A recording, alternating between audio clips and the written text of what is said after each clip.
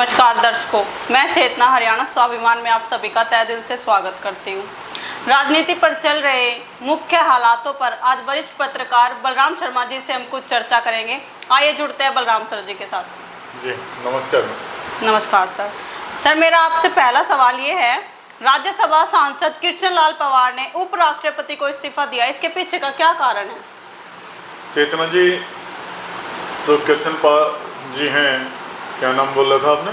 Krishna Lal Panwar sir. Krishna Lal Panwar जी इसराना से Bharatiya Janata party के विधायक बन गए हैं और वो हरियाणा मंत्रिमंडल में उनके नाम की चर्चा जोरों पर चल रही है और राज्यसभा से इस्तीफा देंगे तभी वो मंत्रिमंडल में शामिल होंगे, क्योंकि उन्हें लग रहा है कि अब उनका मंत्रिमंडल में नाम भी आ जाएगा और इसराना से वो विधायक हैं, इसलिए वो अपनी हरियाणा की राजनीति में अब मुख्य भूमिका में आना चाहते हैं।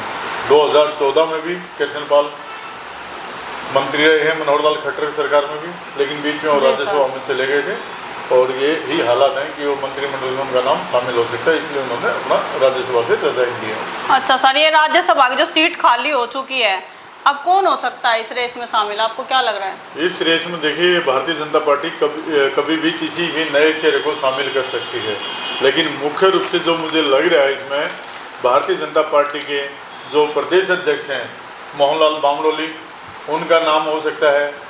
कुलदीप बिश्नोई का भी नाम हो सकता है, क्योंकि कुलदीप बिश्नोई की जो उनका बेटा जो चुनाव हार गया है वहाँ से, तो इसलिए कुलदीप बिश्नोई का भी नाम की भी चर्चा जोरों पर चल रही है। लेकिन मुझे लग रहा है कि जो प्रदेश अध्यक्ष है भाजपा का बामरोली जी, उनका नाम उसमें शामिल हो सकता है।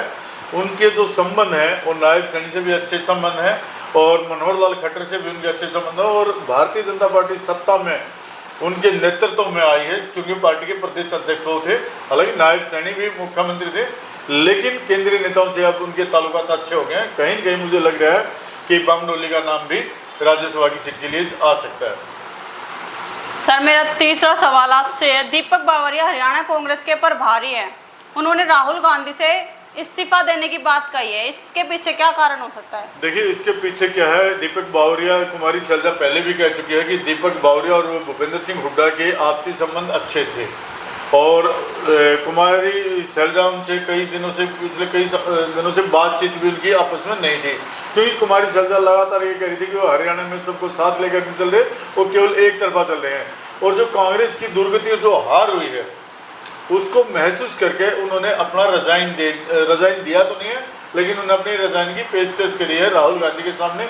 अब देखना, क्योंकि उनको भी पता है, उनको भी लग गया कि केंद्रीय जो नेतृत्व है राहुल गांधी अब हरियाणा से उनसे खुश नहीं है, हरियाणा प्रभारी के तौर पे, तो इसलिए क्योंकि वो खुद रिजाइन अगर मांगते तो उन्होंने पहले ही अपनी पेशकश दे दी, इसलिए ये है।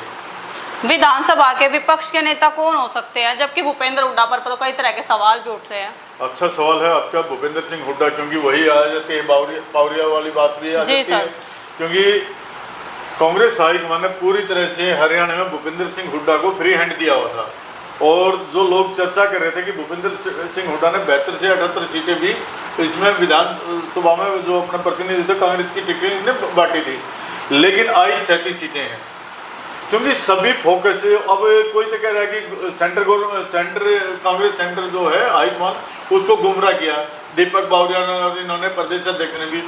तो कहीं न कहीं मुझे लग रहा है कि भूपेंद्र सिंह हुड्डा से विधायक दल का जो कांग्रेस की जो है विपक्षी नेता की जो सीट है वो छीन सकते हैं कांग्रेस हाईकमान, और उसके बदले में कुमारी सैलजा अपने किसी आदमी का नाम आगे कर सकती है, जिसमें पूर्व उप डिप्टी सीएम रहेंगे, मतलब भूपेंद्र सिंह हुड्डा रहेंगे? मुझे नहीं लग रहा, देखो रहने तो पता नहीं क्या रह जाए, लेकिन मुझे अगर लग रहा है 1% भी अगर क्योंकि इसलिए रह सकते हैं भूपेंद्र सिंह हुड्डा, क्योंकि 37 विधायक कांग्रेस पार्टी के हैं। जी सर। और 37 में सबसे ज्यादा विधायक अगर किसी के पास है आज के दिन तो भूपेंद्र सिंह हुड्डा के पास है। अगर इस लिहाजे से देखा जाए तो भूपेंद्र सिंह हुड्डा ही विपक्षी नेता हो सकते हैं, लेकिन अगर चली कांग्रेस हाईकमान की तो और कुमारी सैलजा ने अपनी चलाई, तो उसमें कहीं कहीं बदलाव की संभावना है, जिसमें चंद्रमोहन बिश्नोई का भी नाम है, जो कि पूर्व डिप्टी सीएम है, उनकी भी नाम चर्चा में आ रही है। अगर भूपेंद्र सिंह हुड्डा से कोई और नाम मांगा तो उसमें बहुत सीनियर लीडर हैं, डॉक्टर रघुवीर सिंह काद्यान है और गीता भुक्कल का भी नाम हो सकता है। अगर दलित की बात आती है तो गीता भुक्कल का नाम हो सकता है, और ओबीसी की बात आती है तो किसी और का नाम हो सकता है। ये कांग्रेस हाईकमान देखेगी, लेकिन मुझे नहीं लग रहा है कि भूपेंद्र सिंह हुड्डा को हटाने में कांग्रेस हाईकमान कामयाब होगी, क्योंकि विधायकों की संख्या भूपेंद्र सिंह हुड्डा के पास है। बहुत बहुत धन्यवाद बलराम शर्मा जी, आप हमारे साथ जुड़े, आपने चर्चा विचार किया राजनीति पर। बहुत बहुत धन्यवाद आपका। धन्यवाद चेतना जी आपका भी और आपके दर्शकों का भी।